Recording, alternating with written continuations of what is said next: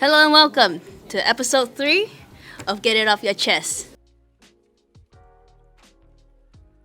Today we have T joining us on the show. T, how are you doing today? Pretty good. It's going well. Tell us about yourself, T. Well, I'll grab this.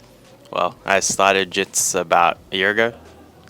Before then, I did a little bit of Muay Thai, and before that, I was basically just not really doing much beside work and just training. So I did a little bit of powerlifting for a while, and then I got to a point where I stopped training and then just worked and spent time with my missus basically for like 2 years.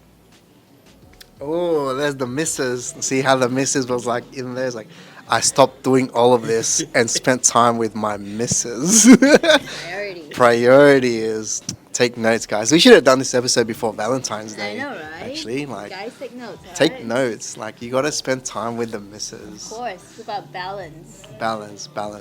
So, like, every week, what we do is our last guests ask a question that they want to know for our future guests. Like, obviously, they don't know, and you're not going to know who our future guest is. So, we're going to do the same with you at the end of this episode. But our last guest, I don't know if now, our last guest asked if you were to choose an animal to be an animal, what animal would you be and why? It's actually quite interesting. I feel like a liger. Something, a cross between tiger lion. So exotic. Yeah, it would be something. Are they even real? Like, Yeah, Are they actually like? that Yeah. not. It sounds like a dinosaur, Yeah, it's like liger. It's a tiger. it's a lion, tiger right? and lion. Yeah, Sounds like a failed experiment. Yeah. it's basically what it is. So they bred like a tiger and lion, and then they made like a huge animal. It would be something exotic. Like Yeah. I'm South African, so I was like in Africa, so I go with that. And that's why you would choose that, Yeah, not for any other reason. they're strong, fast. Yeah. If they could exist, they would probably rule the jungle as it is. So Yeah, yeah. that'd be pretty good. But I thought you said they do exist They do, but in a laboratory. like basically someone has to breed them together, okay. so they can't naturally Yeah. reproduce. Okay. But are they in the wild or not? Nah, in captivity. Okay. Yeah. Okay. It's That's an fair. apex predator and an apex predator. Yeah. Merge. Yeah. Yeah. That's pretty scary when you think about it, right? Like, Mm. like a tiger and a lion, like, the two most like dangerous cats, just like breeding. It's Yeah. pretty scary. It'd be fun. It'll It'd be be fun. something unusual. What would be fun about it? Like, do you think Well, like about being a liger? it'd be the type of thing where you could like roam around anywhere and not really like who's gonna actually like mess with you in the Yeah. jungle. Like you would just kind of rule it, walk around, do what you want. Yeah. You Yeah. have like superpowers in a way. Laser Superpower? I don't know. It could. It's Yeah, if it was yet. made in a It's not laboratory, it's not tested. who yet. knows? It's not tested. That's cool. Thanks for that. That's actually a very unique answer. Yeah. Because every time we ask people like what animal they want to be, they always say something like normal, like a dolphin, a shark. Yeah, you said shark I said last. shark. Yeah, My yeah, initial thought was turtle, but I was like, I'm always in it in jits, and I'm like, do I really want to be Yeah, there all yeah. the time? But turtles are cute, man. Like That's cute. she sent me a video today of a turtle dressed as Venusaur. Oh yeah. Yeah, that's see, that was cute as. So I think what we'll just lead on to what you said earlier. You used to do powerlifting. You did Muay Thai, but ultimately it led you to Jiu-Jitsu, right? So why? And like out of all the martial arts you could have chosen from, out of all the sports that you could have done, from doing powerlifting, because powerlifting is pretty intense, right? Like, why did you choose Jiu-Jitsu?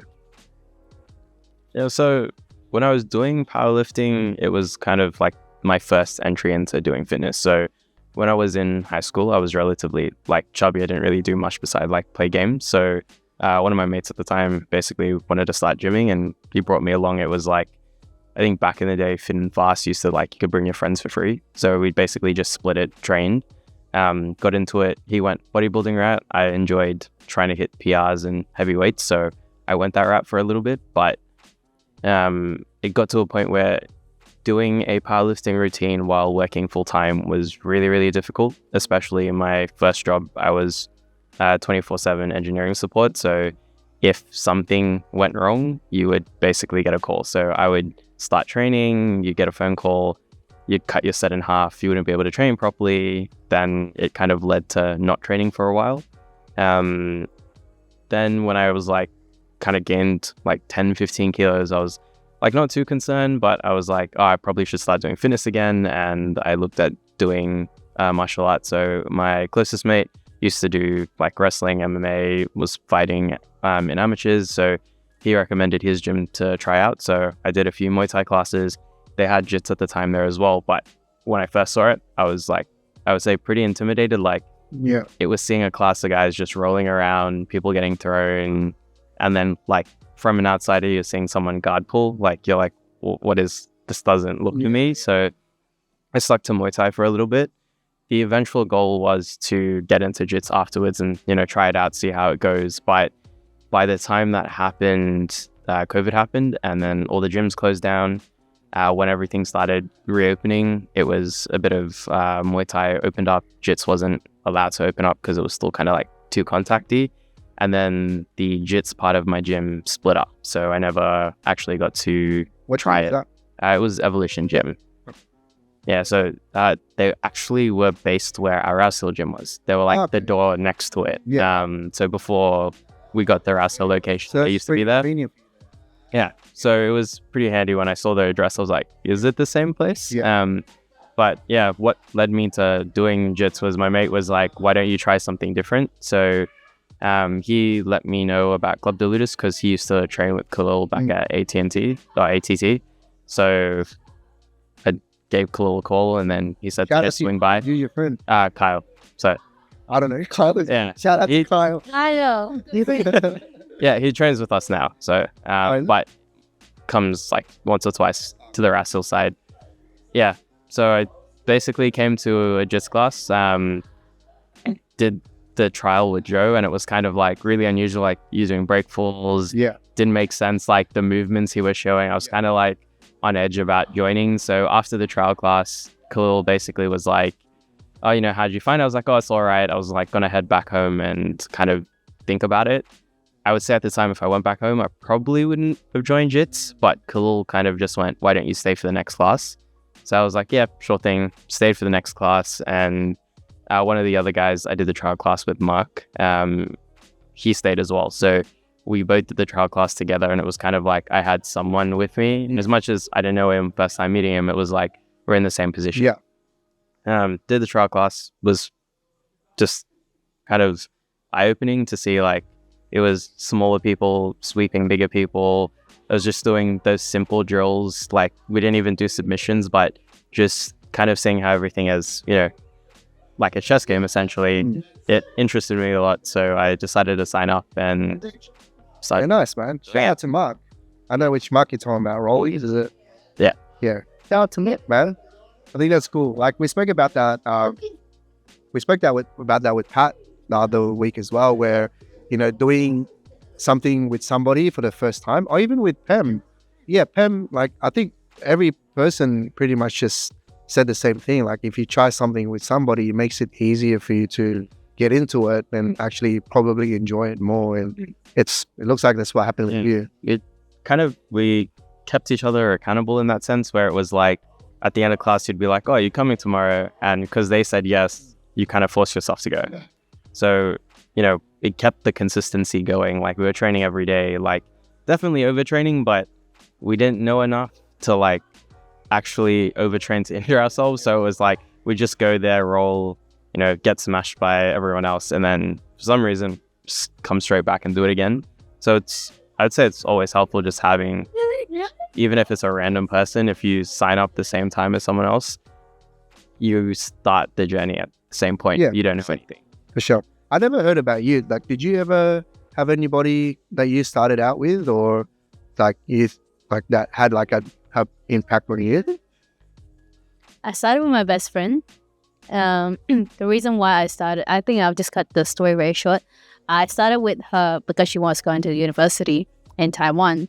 So I decided to join the gym with her. And then once she leaves, I'll quit. But then I got hooked. She left. And I'm still here. She stopped doing it like 7 years ago. So, but yeah. But I did have like people that I started training with at the time. And then we all, at the time, Malaysia is still very new. So Jiu-Jitsu in Malaysia is still very new when I first started. When we all started together. So we all like white belts together. So right now at this point, we all got blue belts and purple belts almost at around the same time. Then there's also guys who started the same time, but they dropped off, but they came back. So we're like, oh, 9 years, you still Yeah. Wow. We joke around it, but then we know that they're not white belts anymore. But yeah, that was my play. I have friends. I met friends, and that sort of impacted me. Yeah. That's cool. And like we see this a lot, the drop rate of, people that sign up and, they join, they come for 2 weeks, a month, 3 months, maybe even 6 months at the most, and then they drop off. You've probably seen that in like, the years, so many years that you've been doing it. But I think once you reach maybe like a year, you've been doing it for a year now, right? Like, I think it comes to a point where you're like, okay, like I'm in this for the long run now. Like, maybe we'll see what happens in 2, 3 years, 4 years time, but at least like I'm committed to like doing the sport now, right? When did you think you got to that point where you were like, oh shit, like this is the sport for me, or this is like something that I do want to do long term? But I think it was relatively early for me. Like, I'm the type of person to where if I'm doing a hobby, I get hooked on it really quickly. But if I enjoy it a lot, like I know straight away. So it was like maybe 2 to 3 months in, I was like, yeah, this is for me. And it helped when I traveled to Japan as well. So I got to train over there, and it was like seeing that jits everywhere is, I wouldn't say the same, but you get the same vibe, similar people. A lot of the guys training, or like girls, like anyone training really, like they all have their own stories. So it's like you're going there for one, your own learning, and you're also like meeting new people. It's like, if you travel overseas or even interstate, there's always a jits gym around that you could just go to. Yeah. And I haven't at least been to one that hasn't been welcoming. So for me, traveling early and even experiencing that at other gyms, it kind of showed that this is something that I'd enjoy doing. Like, if it means that I could go overseas, or even if, I had to move to another country, I wouldn't lose, something I'm passionate about. Yeah, sweet. That's cool, man. What do you find most interesting about training overseas? I guess the type of people and the way they train. So some of the gyms I've been to have been like near identical with how we train. Like, even like when I went to New Zealand most recently, training over there, the way their class run is basically the same how we run. Structure, even like they were doing the same things we were doing the previous week. So it was like, there must be some, process everyone takes, or like, template of like what they teach in a row. And it seems to line up relatively everywhere I've trained, where it was like I learned Daligiva, before I went to Japan, and I got to Japan and it was like, how do you pass it? So it was like Connected. Like some way connected, yeah. Yeah. Have you seen that like in Malaysia? Like you trained in Malaysia for how, like 3 years? 1 year. Oh, you needed for 1 year. Was the structure kind of the same, would you say? Yeah. So at first it wasn't as structured, so it was like all over the place. Today we'll be learning back control. Tomorrow we'll be learning how to armbar from close guard. So it was like all over the place. Like a weekly that like we have here. Yeah. So yeah, at the time there's no such thing as structure. Because it's so new in Malaysia. My coach was a purple belt at the time. Where did he learn? Like, where did he get his purple belt from? He got it from his coach. I mean, like he said he was Malaysia, right? Like, that's the dumbest like way to flash. I'm sorry, guys. Like, that's a dumb way to structure a question. What I meant was, since Jiu-Jitsu was new in Malaysia, like purple belt is kind of like an advanced belt, right? So obviously your coach would have been training a lot longer. Did he get it in Malaysia or did he get it somewhere else? I think that's a better question than where did he get his purple belt from? I'm not too familiar with his story, to be honest. All I know is that he's been doing jiu-jitsu, MMA for a long time, like by a long time, about 4 years before I started. At the time, there were only like, I don't know, like a handful of purple belts in Malaysia, and black belts is even lesser. Yeah. We started, What's the name?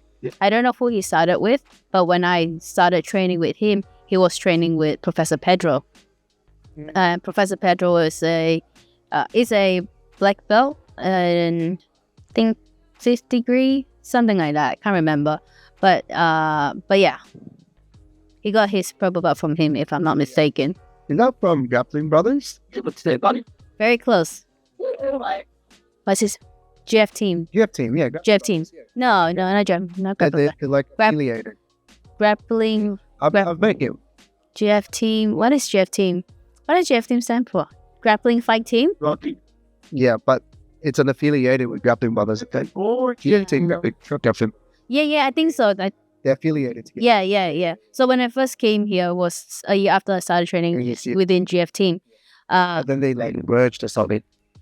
Not too sure about that, to be honest. As a kids, that's where my kids were training, like GF team, Grappling Brothers, but it was like combined affiliated. It wasn't just GF team. It wasn't affiliation. It was like together. I'm pretty sure it was affiliation. When I first came in, there were no GF team. Yeah. There were like Gracie's. There were a lot of other gyms and affiliation I'm not familiar with. But the closest gym to me was Gracie at the time. Yeah. So I went to Gracie instead of GF team because there were none. Yeah. I think only a few years after, then I started seeing GF team in competitions, on uniforms and stuff like that. Yeah. Like it's pretty big now as well. Yeah, it's always been big. Yeah. I think like with that, like traveling overseas and stuff, like would you say Japan, New Zealand? Is there anywhere else?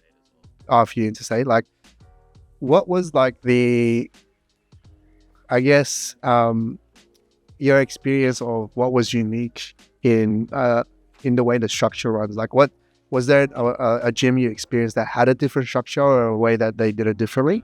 Yeah, one of the gyms I went to in Brisbane, I won't name drop them, but their structure was probably similar, but the way the classes were taught were really unusual. So it was like, it's beginner white belt. So like, because I was still a white belt, I was like, I'll just, see if I could join that class.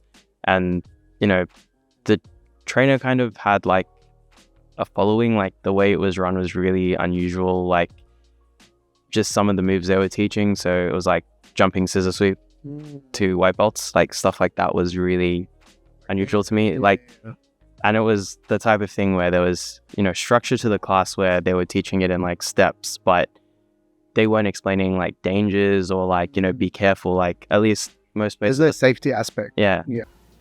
So you mentioned that after powerlifting, you took a bit of time off before you started jiu-jitsu. So you started Muay Thai and then eventually went into jiu-jitsu. In that time, you mentioned you gained a bit of weight. Was that a factor in like your decision to start coming to jiu-jitsu, or in general, like?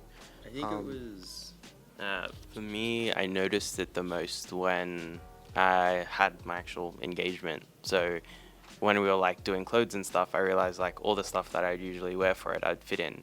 And because I was working from home, like I'm in engineering, so it's like we don't need to go into the office, don't need to wear suits. I was just wearing baggy clothes, so I never really took note of it until I had to actually dress up. And then I was like, you start noticing like, your cheeks are looking a little bit chubby, things like that. But I think for me, I hit it.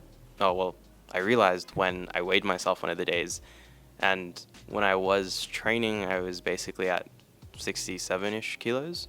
And then when I weighed myself, I was like 89. So like, to me, I was like, oh crap, that was a really big jump up. So that's what made me jump into doing Muay Thai. So then Muay Thai kind of brought it down a little bit, but I didn't get as consistent. Like at the time, a lot of people left the gym, and my mate who got me into it, he wasn't training as much, and he was focusing on uni. So, I lost that like friend aspect in training, so I didn't want to go as much. So I stopped training there, well, didn't stop training, but like I'd go like once a week or once a fortnight.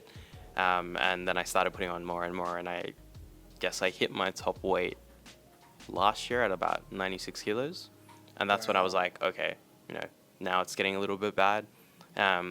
Like, didn't have any health problems, and it wasn't like I was super unfit, but I think the powerlifting might have helped with yeah, that. so I think that also hit a lot of it, because I didn't look like I was 96 kilos, so most people didn't really realize how much heavier I got. Like, my older brother definitely did, because he would always make fun, which typical older brother would. So he would point it out, but because we're not, he's living with his wife, I'm living with my fiance, we never really like, you don't see it as often. So if you're not face to face as much, it's not as obvious. Or if you're with them a lot, you don't realize it, which is the case.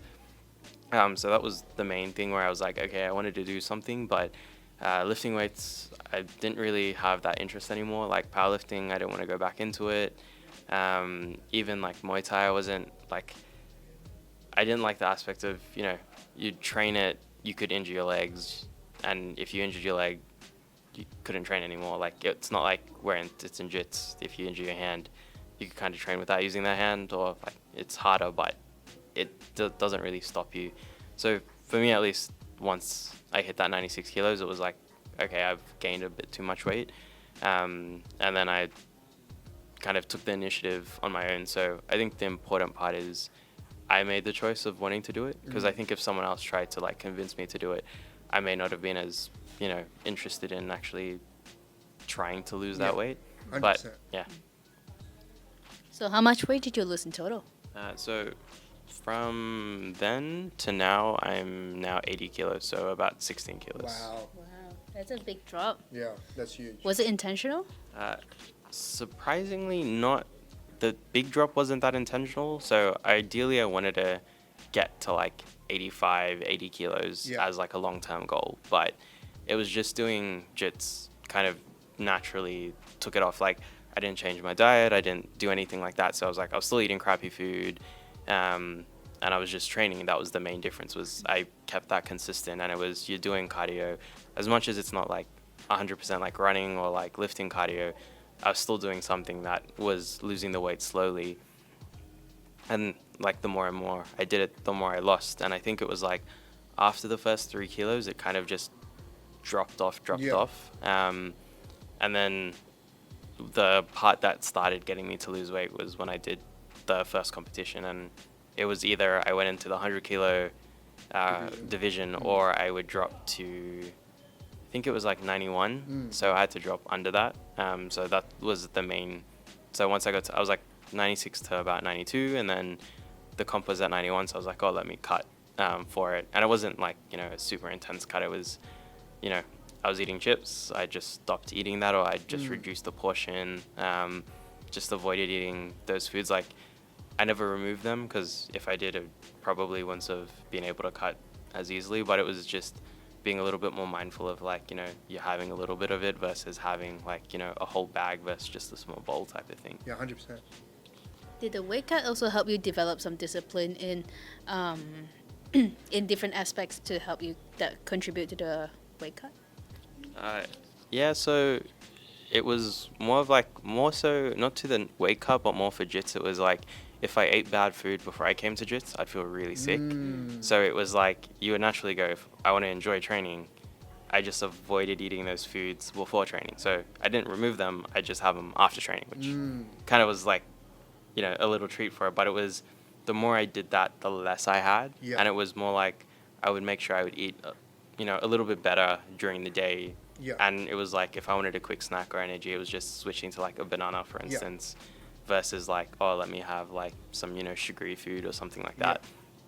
So it was more for like, I changed my diet more so to enjoy jits more without feeling sick. Like, there's a few times where I'd have like KFC just like, during the day. Like, it didn't even have to be just before jits. And I'd be training and like, you're rolling, sweeping, just even doing drills, and, you're feeling sick, you feel like you want to throw up. And then the longer I did that, you get with a heavier person and they'd like knee on belly, you just want to throw up. So I was like, okay, I think I need to watch what I eat before I go to jits. So that was, I think, the main factor for me, and then that's what really started getting the weight Yeah. off. Was I wanted to enjoy training jits, so I watched what I was eating. I still ate bad food, but it was like in smaller portions Yeah. or just not when I was training jits. Timing as Yeah. well, like right place, right time, sort of thing, right? Mhm. I think that's the crazy thing about like what jiu-jitsu does for a lot of people is it forces them to make little changes in their life, not just in like overall, but day to day. You got to make like changes. That whole eating before class is actually a huge thing. Like I noticed that exact same thing too. But I think different people have different ways and different disciplines of how they do it. Like for me, I got to eat something, but it has to be something like healthy. You know what I mean? Like 3 eggs or like something light but not unhealthy, not greasy. Not like pizza or like a KFC or something. As tempting as it is, you're like, oh man, if I eat something heavy, I'm gonna like have so much energy and I can like, throw these people, whatever. But it actually has the opposite effect, right? Like we're eating just to have enough energy to train. We're not eating so we can like, blast through the day like how we usually would do when we have a big night. When you have a big night out, you usually try to consume as much food as you can, and that'll get you through the night. But I think jiu-jitsu helps with that little changes in your lifestyle. Like, have you noticed that in your life too? Like, Actually, I have a good story for this. Before I get into the story, but I do notice little things like this because I think it also changes the way you look at food as well. Like, I used to eat fast food before I train, but then instead of like the full 3-piece box from KFC, I would get like chicken nuggets. It's not as right, she's good, tiny, but but she then can eat. I do love eating. So instead of eating like a full 3-box meal, 3-box piece, I would opt for like chicken tenderloins, what do you call them? Chicken tenders, or like something with chicken breast so that I don't feel as bad. I think it's also psychological as well. If you're eating like fast food, I ate for fast food today, I'm not going to train as well. But I have a good story. My first ever Muay Thai comp. You did Muay Thai? Yeah, a long time ago. Comp? Yeah. Wow. Even I don't know this.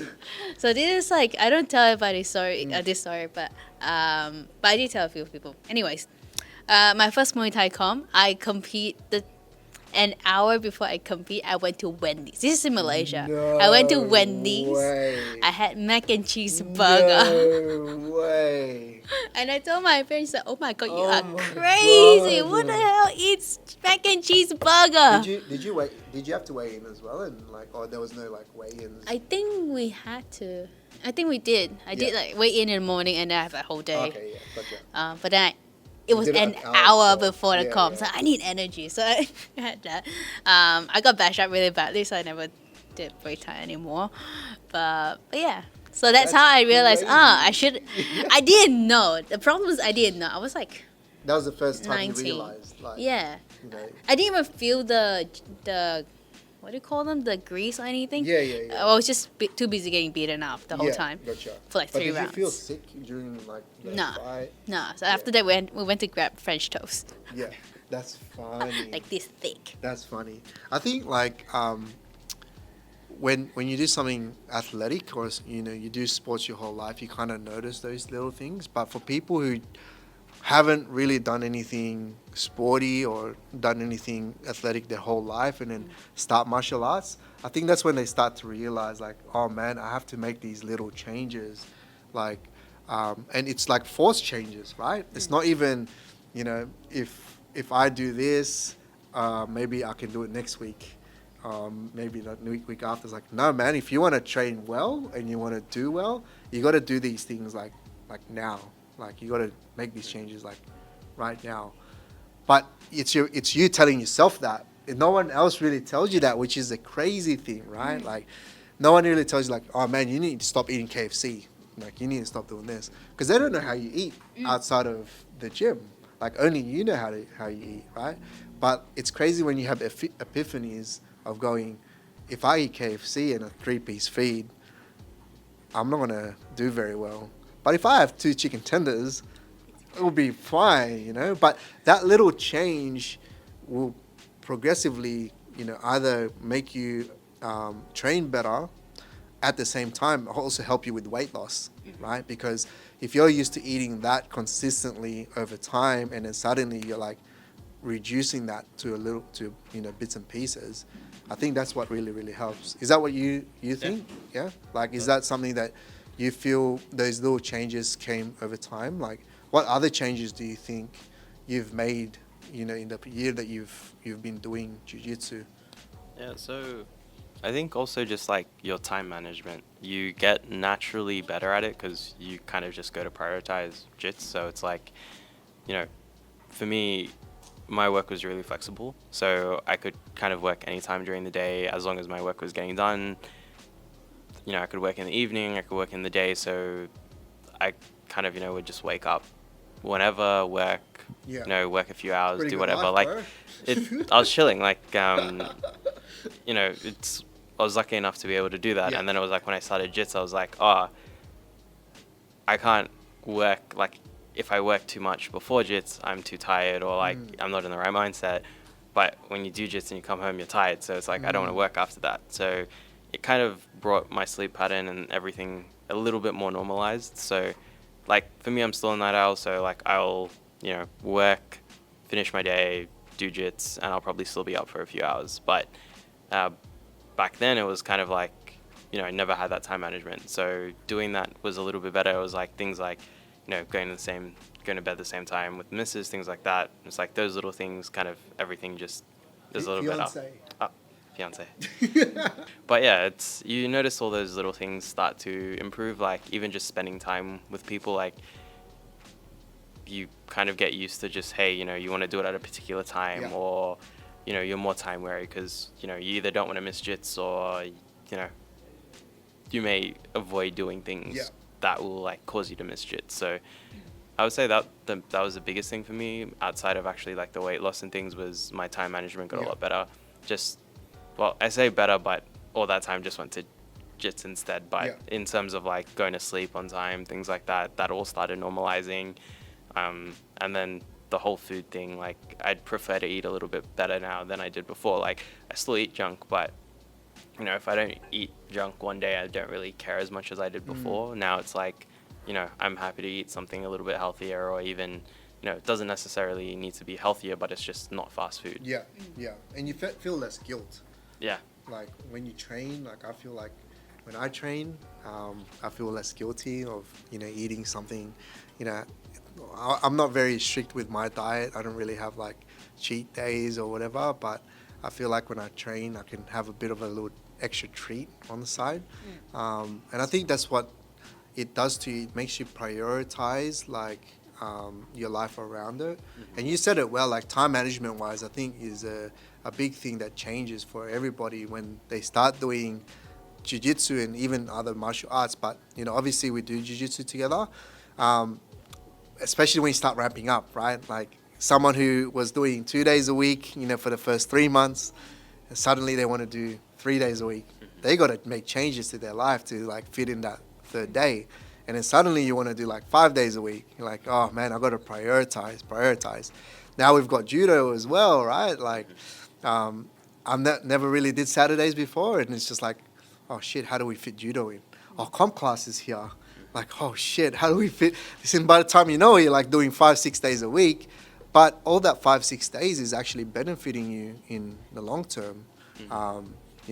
Like, did you ever feel like you were ever compromising other things in your life for jiu-jitsu, or did you really just try to prioritize things the way that you saw your life? Like, I think, at least for me, I was definitely compromising on things. So it was like the type of thing where if, friends wanted to go out drinking, or they wanted to, catch up on a Thursday or something, or like in the evening, I'd be like, I'm at Jits, like, and then be like, oh, what about next week? And I'll be like, still there. So it was like, okay, finding different times to hang out with people. And then also, you like for me, like I'm not like a heavy drinker, but like I do drink a lot. So it's like when I used to go out, I'd go hard. But now I'm like, when I go out, I'm like, you know, I'll have like one if it's someone's birthday, and then kind of just avoid doing that.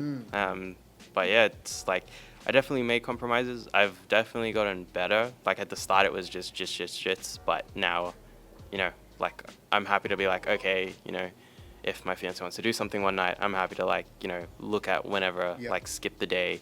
And like, at least with how our gym is, we have training times every, like, you know, early in the morning, evening, you know, middle of the day. So for me, it's like if I knew an event was coming up, you know, I could either do a morning class or a midday class during like lunchtime, things like that. So yeah, compromised on that aspect a little bit, but Kind of benefits you though, right? Like, yeah, you know, like- like instead of drinking, you're saving money. You lose a lot of, you don't have all those build up calories from drinking as well. Yeah. I think I think that all contributes to like a change of lifestyle since starting jiu-jitsu, right? I think one thing I really like about coming to evening classes as well is that I have to leave work on time, or I can't make it to to training on time. Yeah. And because of that, you do less OT, and then it balance out your work life. Yeah. No, 100%. Yeah. I think that's for a lot of people too, right? Like, you know, we're so stuck in the 9 to 5, and then eventually, you know, especially workaholics, they do overtime for free. But you've got a pretty flexible, like, lifestyle, right? Like, you know, work-life balance. I think what Alison's trying to get at is the people that don't really have that freedom and that balance. It really helps, you know, with that discipline. And I think that's the key message you wanted to like really, you know, portray today is like how jiu-jitsu helps with discipline in life. I think what Khalil and Alex do a lot is they try to really get that out to the community about, you know, weight loss, about discipline. You know, jiu-jitsu is just more than just a martial art. There's a lot of benefits for it, right? I know I've had a lot of benefits, like coming to jiu-jitsu. You've had your share of your benefits. But from your perspective, like being our guest, what are like your top 3 things that you think you've benefited from most in jiu-jitsu? Yeah. For me, it was like the main thing is like it was a new hobby. It was something different, something out of my norm. Like since like I do engineering, I'm behind a desk. I'd play games was my main hobby. I'm behind a desk. So it's like, you know, I was always at home. I was never disconnected. Like even if you go to the office, you're still like you're at work. Whereas with Jitsu, it gave me something, you know, I had to physically go to a different location. I was forced to interact with different people, and it kind of helped with that whole social thing as well. The second thing was just the health factor. Like I naturally got everything more healthier. Like I lost weight without really like I never went into this with, oh, okay, you know, I'm going to lose all this weight. It was, you know, I'm doing this to add some fitness back. And, you know, the weight just kind of came off without that. And then I think time management, like valuing your time a lot more. Like, you know, knowing that, you know, if you're doing work and you're 9 to 5, when you hit that 5 o'clock, right, you know, it is time to shut off. Like, you know, I don't mind, like, for me, since work is flexible, like, I'll still answer emails and things after time, but it's like, I'm not going to take meetings after 5 unless, like, you know, someone asks me in advance, like, hey, you know, we have to do this, then different case. But most of the time, I'm like, you know, it's, you know, try to keep things in normal people hours because it's not just you know, the other person has a life, you know, people you invite to that meeting, you know, it's time out of their days that they could be spending with, you know, family, friends, etc. So, you know, time management being, I guess, the third biggest one. Yeah, nice, man. What about you, Alison? Like, what do you think is like your top 3 things that you feel is the biggest benefits of doing jiu-jitsu for you? I guess discipline. I never knew about what discipline is until I started jiu-jitsu. It could be simple things as setting up a goal for the week, like try to remember techniques, where to put your hands, just little things like that. I started training more seriously for my Japan comp of last year, and I spent the whole year preparing That for was it. crazy. Like you had the same breakfast for like 18 months. Yeah, pretty much. Yeah. Yeah, just oats, microwave rolled oats, and peanut butter, I remember and like then an a egg. month out, you were like, I can't wait. I don't have to eat the same thing. Anymore. And you didn't even compete. I didn't even compete. But yeah, so I think that was the biggest thing to me, understanding what actually discipline is. That's on top of my head. I think friends. I met really amazing people throughout my whole journey in jiu-jitsu. I also enjoyed that we get to. It's such a safe space for everybody to learn. It's a space that promotes growth. Yeah. That's what I really like about jiu-jitsu. Yeah, cool. I think. Oh, I thought you wanted to say something. Sorry. Yeah, like he was making a move. I was like, oh. There's so many things that people, like different people would have different answers, but I feel like we all would have similar responses when it comes to the benefits of jiu-jitsu. Discipline is basically like number one. I think jiu-jitsu really helps people with discipline. Discipline when it comes to eating, discipline when it comes to time management, discipline when it comes to the actual training itself. When you do your first comp, as an example, you have, like what T was saying, like you got to choose. You want to fight, heavier guys, or do you want to go down to a level where you're not fighting, really heavy guys. So it really helps in that way where you're disciplining yourself to make weight and doing it in a time frame, right? I think usually people give themselves 4 weeks to really cut weight, and in those 4 weeks they're training hard, they're showing up to classes, they're showing up to training, they're eating well, and they're also maintaining their goal of I need to cut this much weight off by this time. So putting all that together, I think really helps and has benefited a lot of people, because it gives you a goal. And it also pushes you to like really reach that goal in a short period of time. The other one is the social aspect. I think that's one thing that's very benefiting in a lot of people's lives. It's definitely benefited me. You guys heard T and Allison, they've benefited from that as well. The amount of people that you meet is, and not just like the volume, but the quality of people that you meet is incredible. Every person that you meet has a different perspective, and you get to learn something from them, jiu-jitsu wise and non-jiu-jitsu wise, and they do make a lot of good positive impact in your life. And the last one that I feel really helps with what people benefit from in jiu-jitsu is the confidence.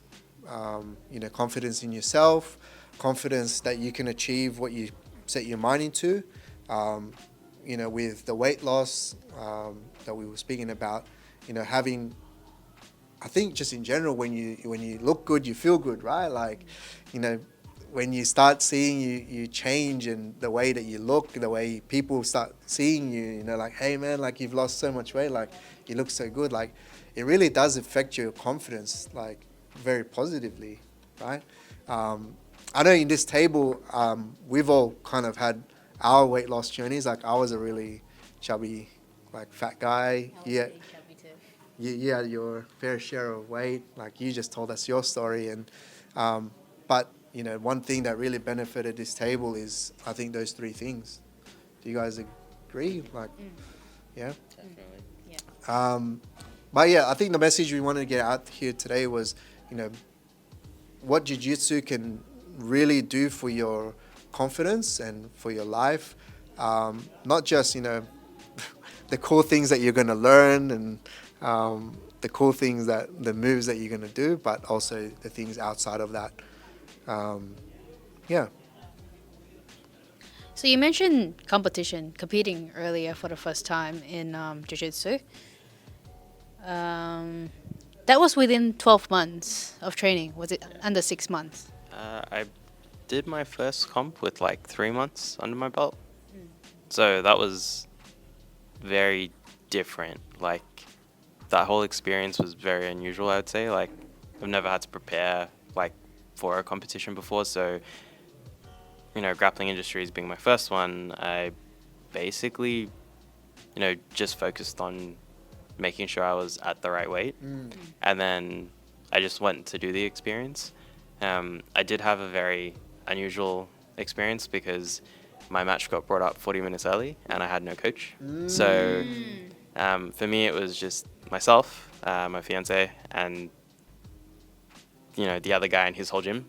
So at the start, I step on the mat, and everything I ever learned in the past 3 months was just out of my head. Had no idea what to do, and that whole time, you could hear the other corner calling out, what to do, and it was really like intimidating, but also like kind of freezes you.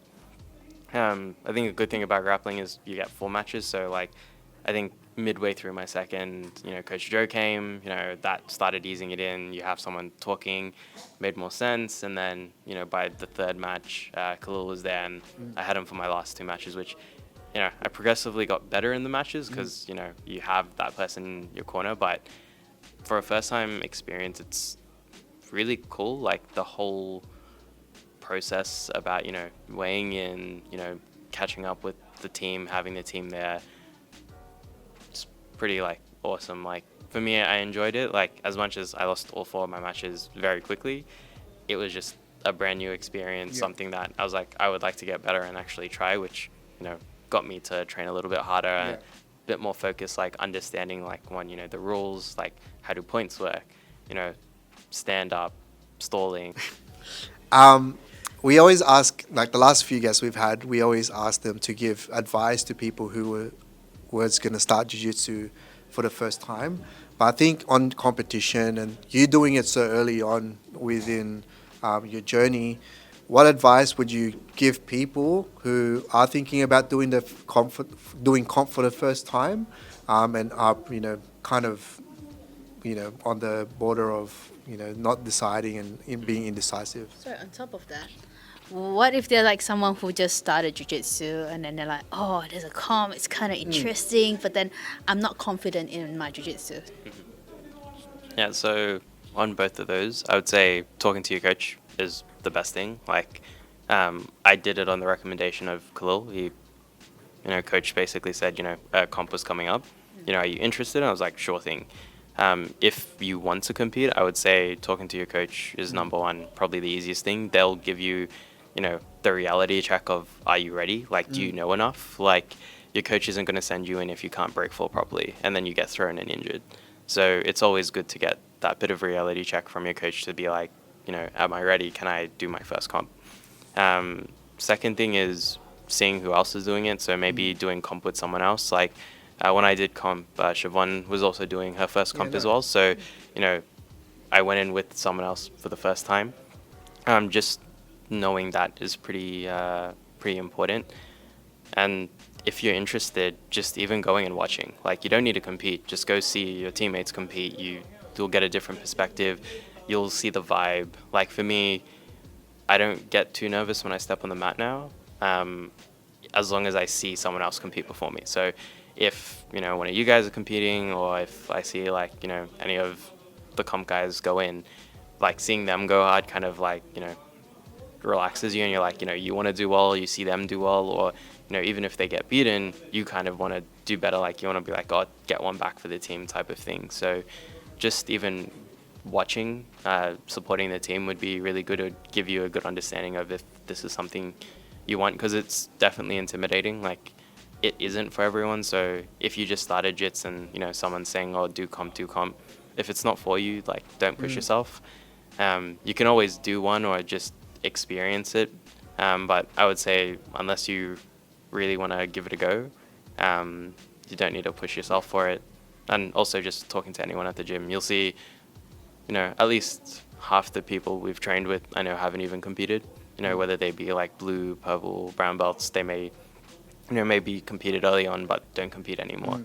The factor of also getting hurt is there, so if you're not careful, or if the person you're rolling against isn't careful, they could injure you, you could injure them.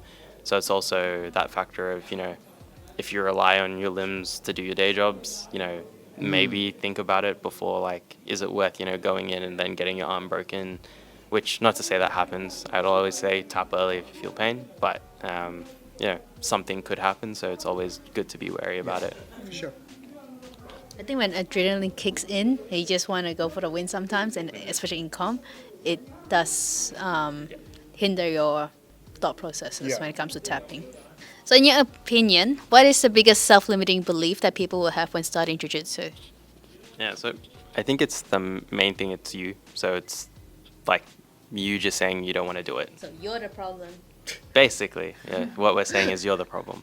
But yeah, it's, it may take a bit of a leap, talking to people, like, at least I had friends who's done mixed martial arts before, so just asking them about, like, how things are, like, even if you just check YouTube, a lot of people have videos on, like, your first day at jits or starting jits, things like that. So you get that perspective. Now that it's getting more popular, there's a lot more people just doing it for a first time experience, whether they like it or not, it's up to them. So at least with our gym, our trial classes are pretty chill. Like, usually you get one of the coaches or one of the upper belts, and, you just learn in a relatively safe and easy environment. Yeah. And, you always get the chance to just watch the other classes, or even if it's a foundation class, join in. So I would say it's down to you. Like, if you want to do it, you really need to make that decision for yourself. I don't think you're going to stick to it if someone kind of forces you into it, or, like, convinces you to do it. I think that's, like, a big factor where you see people join and drop out. It's because maybe, a friend did it with them, and, that friend may have liked it, or maybe you're only doing it for that friend. So if you're not in it, like, mentally for yourself, I don't think you're going to enjoy it as much, or, want to stay on for the long term. So it really comes down to you as a person. Versus you. Yeah. Not me. Not me. Hermione. Yeah.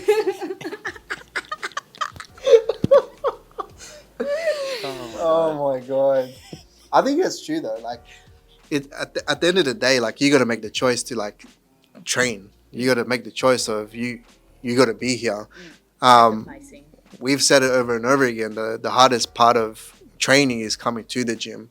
So you got to make that decision of getting off your couch, your table, your bed, and actually coming to the gym. Not making excuses like, oh, I don't really want to train today, or I don't know if I'm good enough. I think that's what kind of takes the fun out of it. But coming to the gym is probably the hardest part of training, is just physically dragging yourself here. I think once you're here, I think that's it, right? Like, you've already committed, and that's half the battle already done. But like T said, it's you versus you. At the end of the day, you got to make that decision to come to the gym, to train, and train for yourself. You're not training for anyone else. Like, I think part of the things that we've been talking about is, what do you call this? Comparing yourself to other people. Like, it's your journey. It's you versus you. You're training to get better for yourself. Like, at the end of the day, you're the only person benefiting from training for yourself. So I think that's a great answer for it too. Okay. But is there anything else that you wanted to, like, Say one thing. Yeah. So I guess with competing, doesn't matter if you lose. So I think that's a big factor. If you go in, you have a thing about, what happens if I lose, or, I'm going to embarrass my team or my coach. That's not the case. Like, most of the time, just stepping on the mat's pretty impressive. If you actually, join a gym and talk to a lot of people in there, you'll realize not many people compete, unless you're going to a competition gym, then different case. But if you lose, you always learn something. Like, even if you get subbed in 10 seconds or something, like, it's not a big deal. The biggest factor is no one else is really going to remember your losses. It's going to be down to you. Like, you'll think about it, which it's going to be normal. But at least for me, like, I've lost the majority of the times I've gone to comp, but I haven't stopped going because I enjoy the experience. I get better each time. Like, every time I go get a few more wins, it's a fun experience. But I realize, at least for me, I learn the most when I actually lose versus, winning a match. So if that's a limiting factor for you not to do comp, I wouldn't really be too concerned about, not winning. Yeah. And I think on that, like when you do compete, I don't think anyone else really cares whether you win or lose but yourself. Like, when you lose, people tend to console you, I think, a lot better than what you think they actually think about you. No one's going to think any less of you just because you lost. If anything, they actually think that's pretty cool, like that you've stepped out and, done something that not a lot of people would do, right? Like I've seen, and I've had my fair share of losses too. But at the end of the day, the only person that would really, really give a shit about it is me. Like no one else would really care about what happened, You guys would still think about me the same way that you guys would have thought about me before the comp and after the comp, not just because I won or I lost, And I think that's important. I've lost most of my matches. I've lost more than I won. I've only won like 1 or 2 matches my whole time competing. But I remember one time when I lost. This time I was really upset that I lost. And then the guy was like, "Oh, congratulations! Here's your comfort bronze medal." And then I was like, "Oh, I'm pretty bummed about it because I didn't really win, but I'm getting this comfort medal, right?" And then he's like, "It doesn't matter. You step on the mat, and that's a win. How many people out there can actually say that they actually competed?" So that stuck in my head for since that day. Yeah. So I thought that was very powerful to hear when I was like really low that day. Yeah. But yeah. So like what T just said, the only problem is Shout out to that guy, man. I don't know his name, But shout out to that guy. Shout out to that guy. He made Allison's day. Years, not just a day. He made an impact on Allison's life. You did. Yeah. Thank you. That's awesome. Was that here in Australia? Yeah. Wherever you are, whoever you are. Thank you. We appreciate you. That's awesome. I think that's really powerful because at the end of the day, like you said, you actually learn more from your losses than your wins because you can reflect back on what you've done during that period and seeing what mistakes you made, and you really, really reflect on it, right? I think the reason why we get so upset is because we made ourselves, we disappointed ourselves. We expected a better result, and that expectation kind of brings that disappointment. I think everyone else's expectations of you is very minimal when it comes to competing. I don't think a lot of people would expect you to like kill everybody. Being on the mat and just competing is enough for a lot of people. It shows a lot of guts, a lot of courage, because there is a lot of risk in competing with injuries. I've seen injuries. Unfortunately, like I've watched a friend get injured. Stevie, hope you're doing well, man. I saw Steve get his shoulder dislocated at the comp. But high spirits, that sort of stuff, I think is what actually makes that process, benefiting for a lot of people. So thanks for sharing, man. I think not being new, but relatively newish. Like I've only been doing it for 18 months, 2 years, 18 to 24 months. You've been doing it for, just over a year. Year and a half.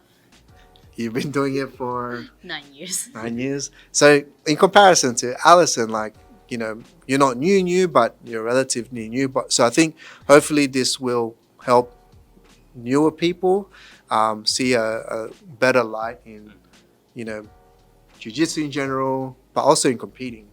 I think competing is a big thing when it comes to like a lot of gyms, really, like AOJ, like all those big gyms we see on YouTube. But in normal regular gyms, I think it's just it's not a big like a very big deal. I think it's kind of a big deal from a team's perspective. So you kind of have like, you create this bond with the people within the Yeah, gym. true, So I true. think that's more important to me compared to like winning the medal. And True. I always like to stay after the competition and then just hang out with the guys, Yeah. girls, the team. The team, Team. I feel that. I feel that. I think that's like what I enjoyed the most about like going to comp. It's Yeah. just like Going to the pub. not even like me competing. Like it's watching like and cheering for like your teammates. Yeah. You know, like seeing them do their thing. You know, like everybody cheering at the same time and just bonding, Yeah. eating afterwards. Yeah. Yeah, that's yeah, Chicken shnitty. yeah. And a beer. But yeah, anything else you want to share with everyone before we wrap things up? Not that I can think of. Cool. Do you want to wrap it up? All right. To wrap it up. So, what's your question for our next guest? I guess It doesn't have to be jiu-jitsu related Yeah. too, you know, like so. I guess fighting related though. Were you influenced to join martial arts by like fighting games like Tekken, Street Fighter, you know, Mortal Kombat, you know, even the UFC games? Awesome. Awesome. That's a good question. That is a pretty good question. Have you been influenced? No. Definitely not. I hate fighting games. I'd rather play GTA. Yeah, I grew up with like Street Fighter, and GTA, Street Fighter, literally. GTA is probably even worse, man. Like Yeah, you're hitting pull people out. with like Pretty crowbars much. and like Pull out a weapon instead. yeah, shit. You're like hijacking people, man. Like Yeah, your son's good. you're committing crimes. GTA is worse than like Street Fighter. At least like Street Fighter is like an organized event, an organized tournament. Street Fighter. Yeah, but it's organized. You know, 1v1. Like 1v1. you know who you're fighting. There's no guns. Like in GTA, like imagine randomly driving and then like some dude just pulls you out of your car. Like I'm taking your car, man. Starts invading. Asshole. Asshole. Asshole. You want to finish it up? Alright. So P. Who's P? PT. I was gonna call him PT. Hey PT, you turned brown. This bloopers like for sure. PT turned brown. PT turned brown. Look. From Vietnamese girl to a brown man.